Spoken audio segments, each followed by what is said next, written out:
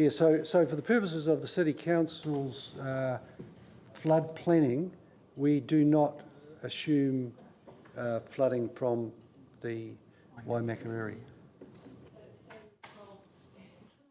Clear on that, because obviously that's a large chunk of the city just gone, including most of my ward, most of your ward, all of the airport, and pretty much everybody else. How are we actually confident, or are we just living on luck? No, we're confident. Are we, even though the secondary stop bank hasn't been completed? Yeah, yes, we're confident. Well, I'm not, so I want actual verification that this is not a real thing. And are we relying on ECAN to do this? Yes, we are. It's their role. Right. It's really reassuring. Well, it does seem really significant, doesn't it? I mean, it's here we have been spending a lot of time on flooding. This is the biggest threat, actually, to the city. Well, given we've just had 2 or 3 100-year events and there's been no issues with the stop banks, and I guess we haven't had anything greater than 100-year, Well, the events which caused the Waimakariri to flood are quite different to the ones that it causes Christchurch City to flood. The events that cause Waimakariri to flood are rainfall in the Alps or snowmelt in the Alps, and so you often see the Waimakariri in extreme flood, and it'll be a bright sunny day here. Okay, I understand.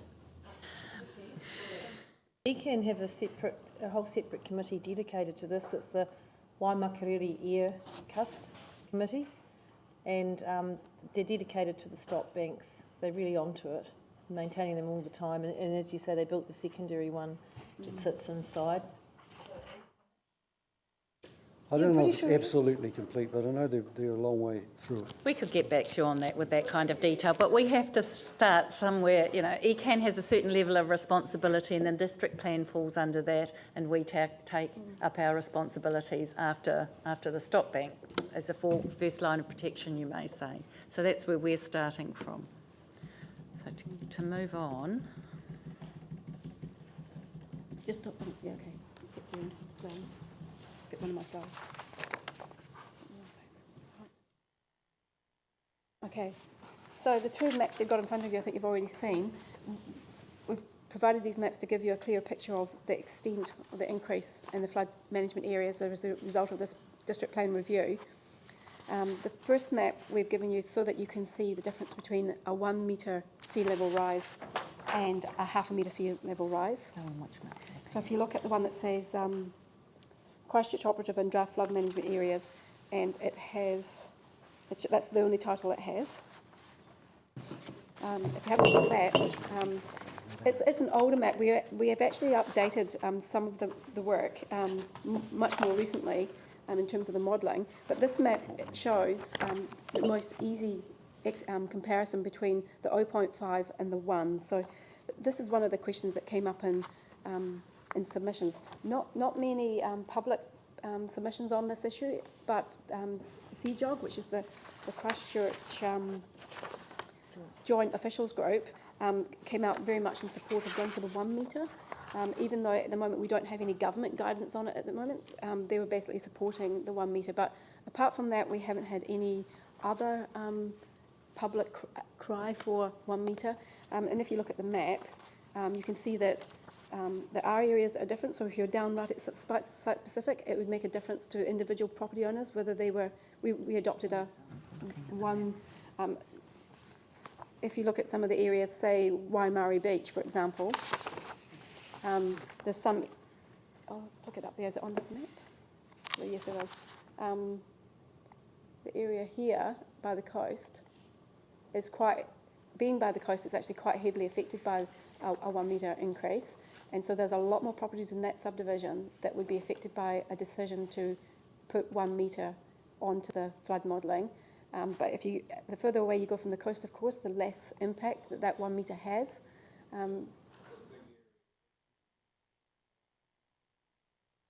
The big area that you're identifying at Waimakariri Beach is actually in the Bottle Lake Plantation. Yep. The big bit that I'm talking about, that is. That is, yeah. But the bit below But it. the few of the wee Yeah. dotted bits below, but the Yeah. substantive bit is actually in the plantation. No, I agree, absolutely. The area that's in that large piece Yeah, is in the plantation. What I was talking about is the bit just down below.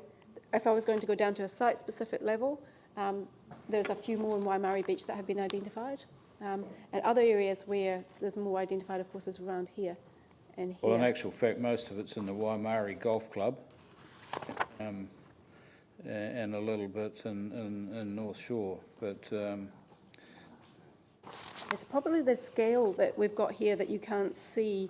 Just I'm not asking you to take my word for it. I think you should see it. But Waimari Beach is one of the areas where there's a few more houses that would be affected by the 1 metre sea level rise.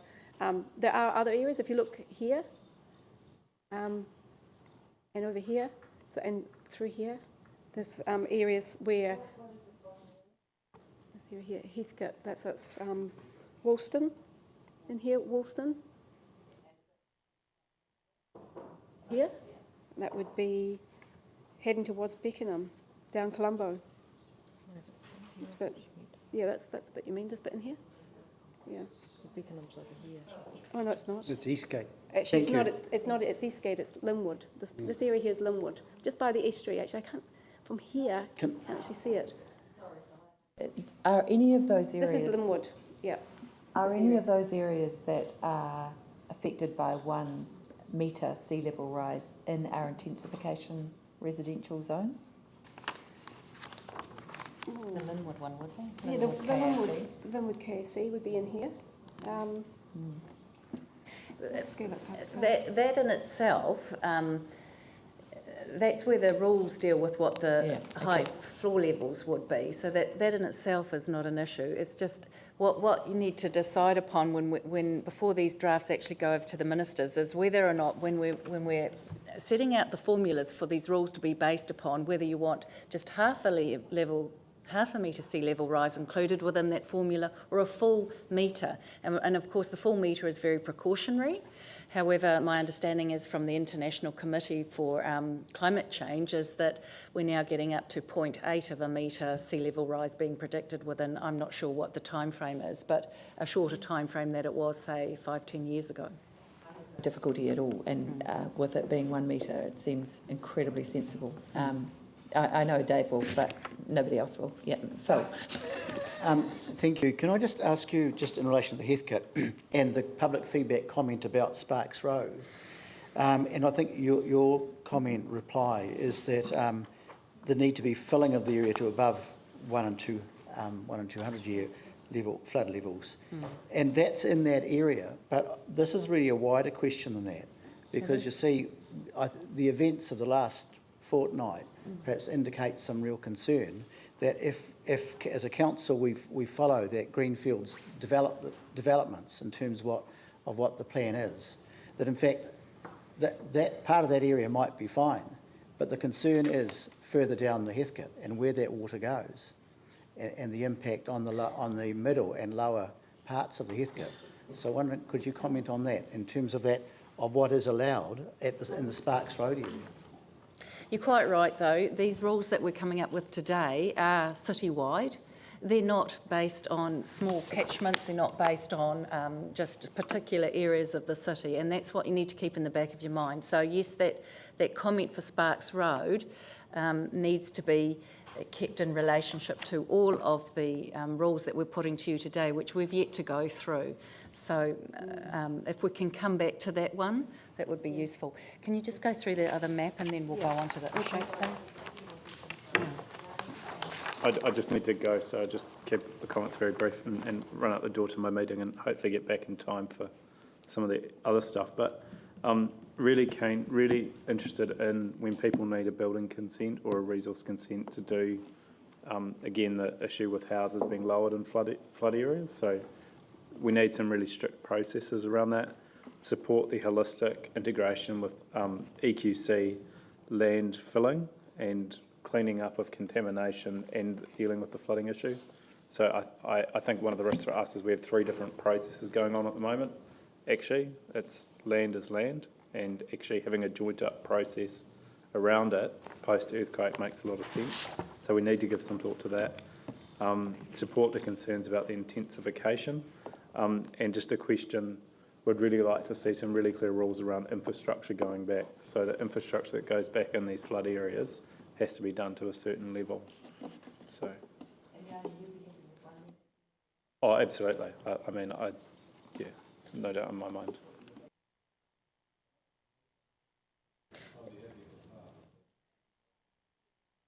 Is that the general sense of the committee?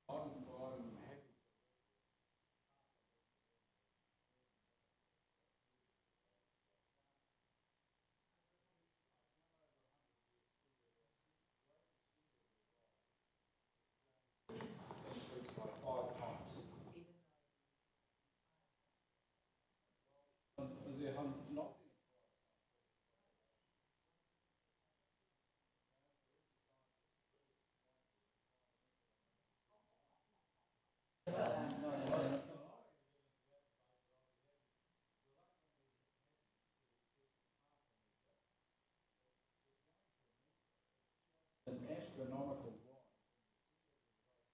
We haven't seen any dramatic in the last 3 years, for the last 5 to 10 years. And I heard someone say that it's going to be gradual for a while and then it'll spike.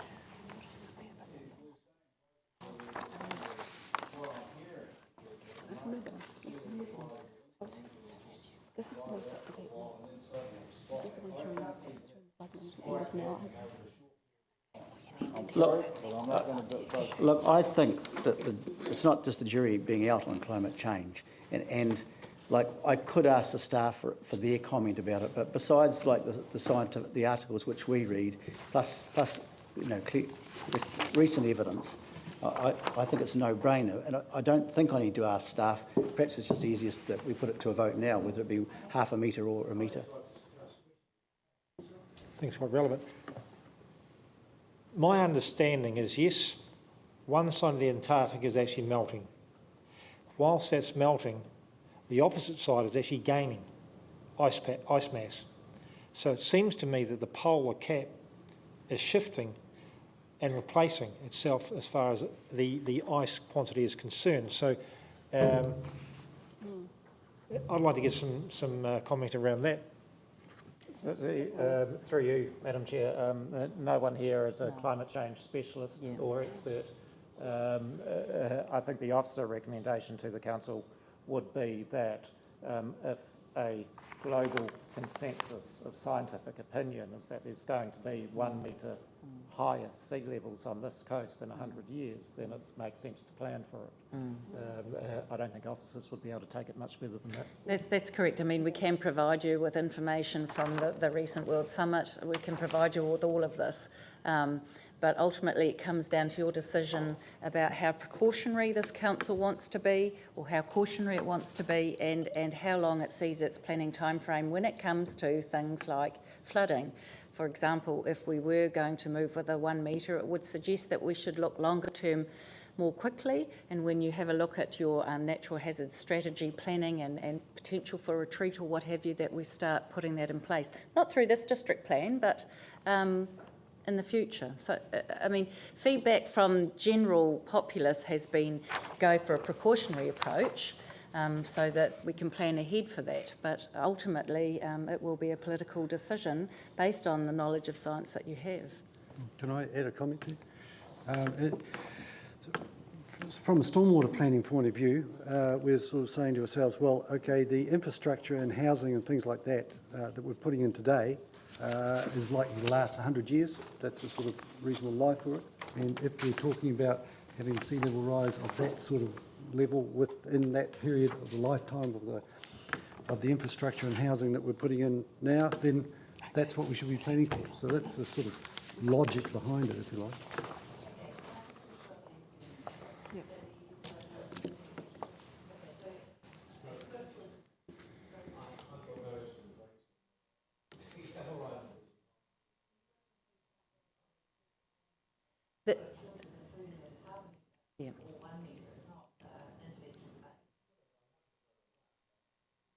That-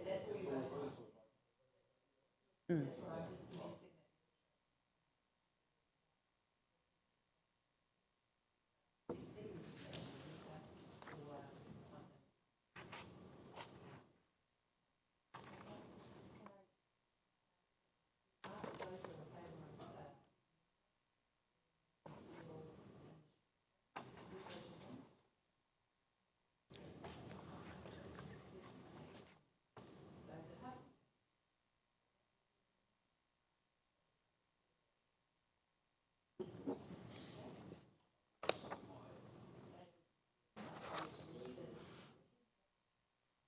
What you will understand when we go through this, for example, the next map that Janice, We better start shifting the houses in now. if you're anticipating something happening, we're planning for storm surges of 1 in 200 years, and actually not anticipating that there's some other natural I don't hazards. disagree with planning. It's, Yes, it is. It does have no, implications I for real sort of people. don't disagree with actually planning. I think planning is very good, but if you're planning for a metre, we won't be on the east side of this city at all. that's not necessarily correct. What it does mean is it will have implications for floor levels. And what Janice will go through is the implications with you in the rules as we work through them, and it's in your plans, as to what the floor level heights would be, because we have to work off a formula that includes an estimate of sea level rise. And what we're saying now is we'll include that as 1 metre instead of half a metre. So it does have implications for our rules. Can we see, I mean, you've Yep. done the flood risk modelling. Can we see a sea level modelling of a metre, half a metre, how that impacts the coastline? Because Well, it's, that's the map that you've got in front of you. It basically shows you the difference between. that's what I said earlier on, that that's actually almost the new coastline. So this map here, what we have is the light blue is 0.5 metre. The added bits that are in dark blue is how much more land in Christchurch will be taken up by a map showing a 1 metre increase in sea level rise, because the map reflects the amount of water that we keep Correct. adding on. That's what I said earlier, that's actually almost the new coastline. Well, not this one. This one, unfortunately, I'm using this one to show you the difference in extent between 0.5 and 1.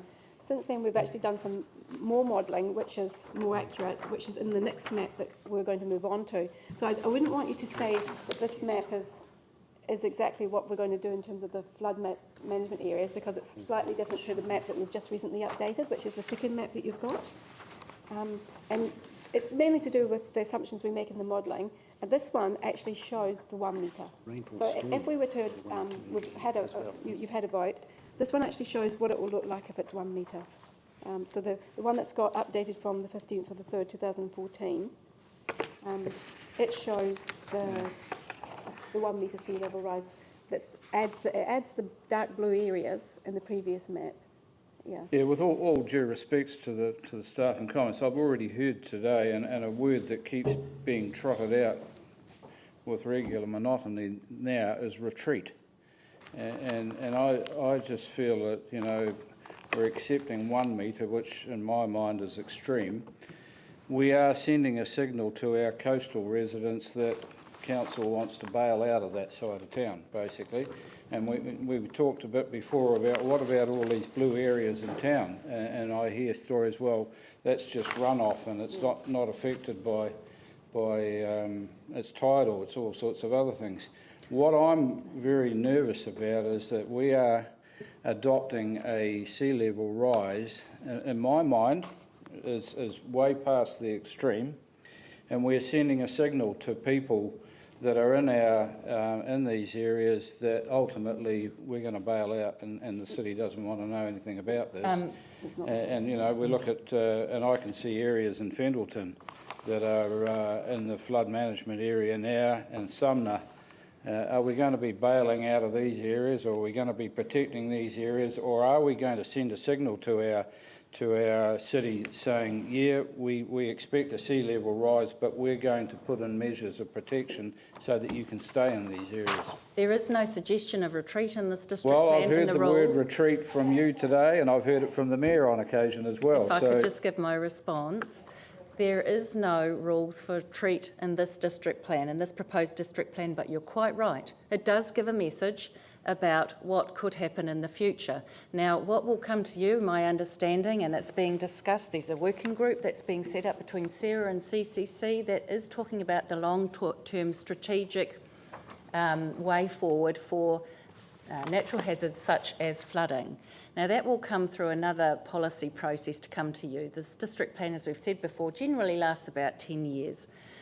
But you're quite right. It does send a message about how this council is considering sea level rise, even though this district plan has in it no rules for retreat. In actual fact, if you look at global property prices, coastal regions have already slipped back about 20%, not just in New Zealand, right across the globe. So obviously that signal has gone out and it is actually affecting those areas right now. So Market correction. I think just going on from what Brigitte said about there being no rules in the plan, what this plan does is it says, well, you know, you can raise your floor levels to deal with this. You don't have to stop development. You can actually put in an application and raise your floor levels. So, and any new development going along here, there's zones that we have that are new neighbourhood zones, but provided they've got their houses at the right level, well then there's nothing in this plan saying you can't do it. It's saying make the right mitigation measures to deal with the hazard at the right level. And the hazard we've got here is we use the word that you don't like, the 1 in 200 year event. What we're saying is that's a big event. It's not supposed to happen too often. So you wouldn't want to say you can't develop here because it doesn't actually happen that often. But when it does happen, you need to be prepared. And what we're saying is that so long as the water doesn't get into the house, then you've mitigated that hazard.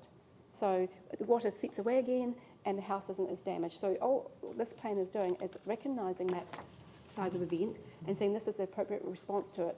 It's not like when we get to the Port Hills, and Fiona will deal with that if we get to it, where we're saying actually there's some areas that we shouldn't go to at all. The rules in this plan are actually more responsive to development than that and saying, yes, you can have development, but this is the type of development we think is appropriate given the hazard.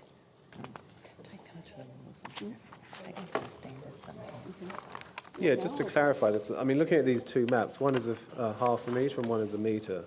Okay. Is that correct? Just to make sure. Pardon? One of them is half a metre and one of them is a metre. One of them shows both a half a metre and a metre. That's that one. The one on the board, the one that's on the overhead. I don't see much difference in the actual areas. Well, it's the purple areas on that one that's up there that would be included into the rules.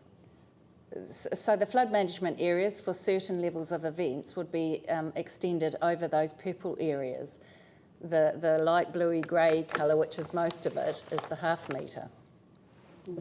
But it would be fair to say, wouldn't it, Brigitte, that given that this is planning for a 1 in 200 year storm surge, that actually the impact of half a metre or a metre of sea level rise is not as dramatic as it would otherwise have been, because much of that is already catered for in the existing floodplain? Well, we actually are getting into a lot of detail now about how we develop the formulas because it has in it, and you might like to talk to this, it's about the amount of rainfall, it's about sea level rise, it's about storm surge, and then it's about mixing all of that with a high tide. If you look at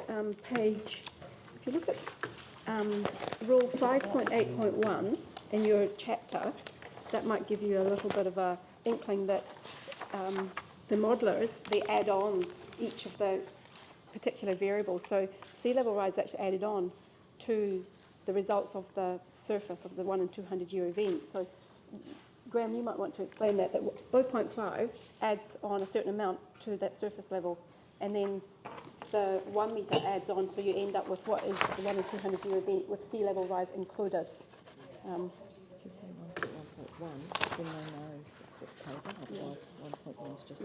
So if you look at 5.8.1.1 On what page?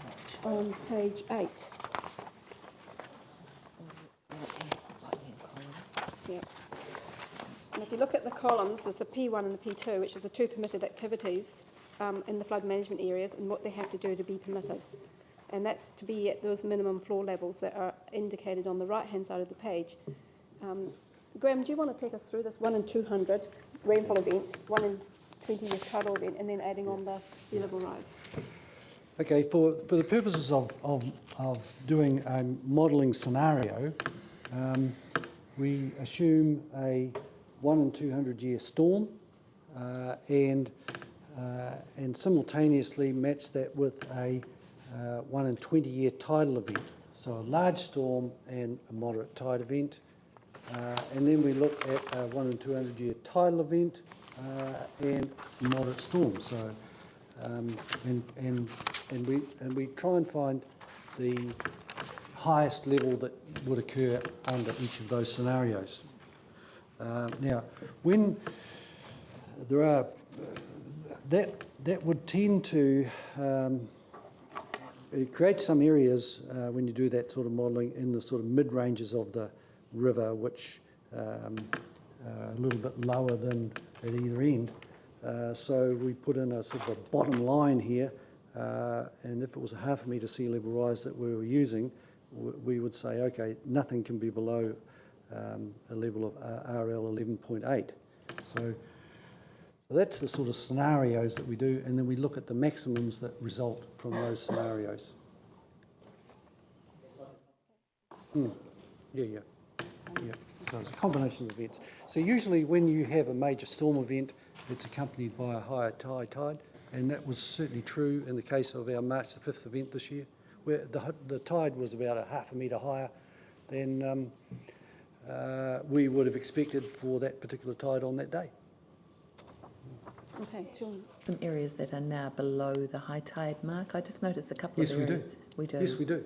And so how are we treating them in here? Well, the areas below the high tide marks at the moment are usually behind some sort of a stop bank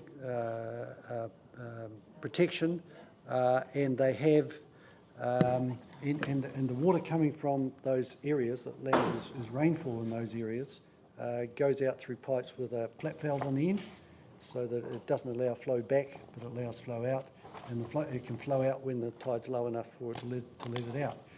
If that's not sufficient, then a pump is put in to take it out. So do you want to talk about the flood management areas and what they are? Yeah, okay. Yeah, just a question of clarification over, I cannot remember the body that following international reports has concluded, but the international consensus, I think, on sea level rise is 1.5 IP. I thought it was a bit higher.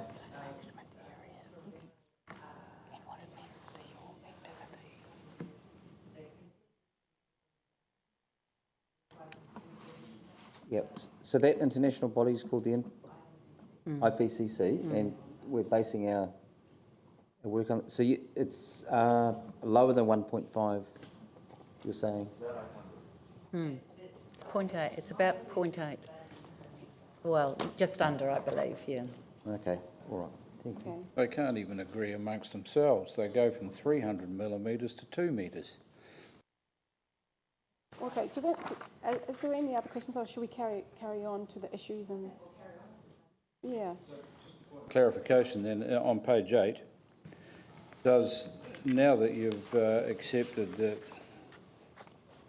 regrettably, that you're going to have a metre sea level rise, does that datum level under 0.3 of the activity specific standards now raised to 12.3?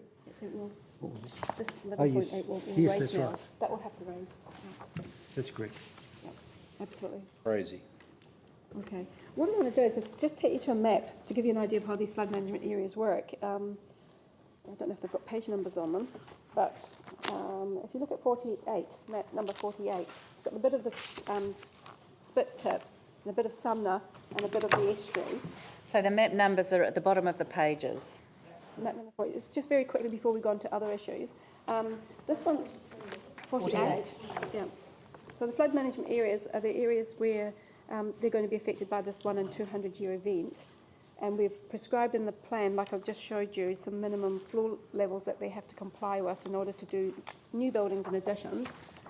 that particular permitted activity, if you look at the map, the blue area with the dots on it is the area called the fixed floor level overlay. So that's the area where we're proposing that it be a permitted activity if you comply with that minimum floor level. So you comply with minimum floor level and your permitted activity to develop those two activities, given the other rules in the plan as well. But when you look at Sumner, you'll see that it hasn't got any dots on it. That area it's almost like a status quo situation in terms of how we've got the rules in the operative plan where everyone has to go through a resource consent to get their minimum floor level, and then they build to that level that's set for them. In this area of Sumner, the modelling is not as advanced as is known as the area in the estuary.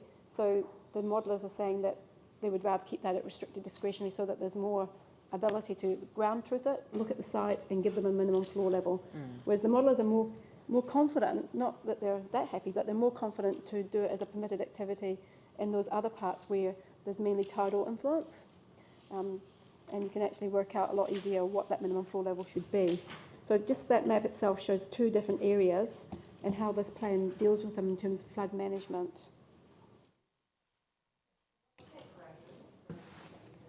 Which area?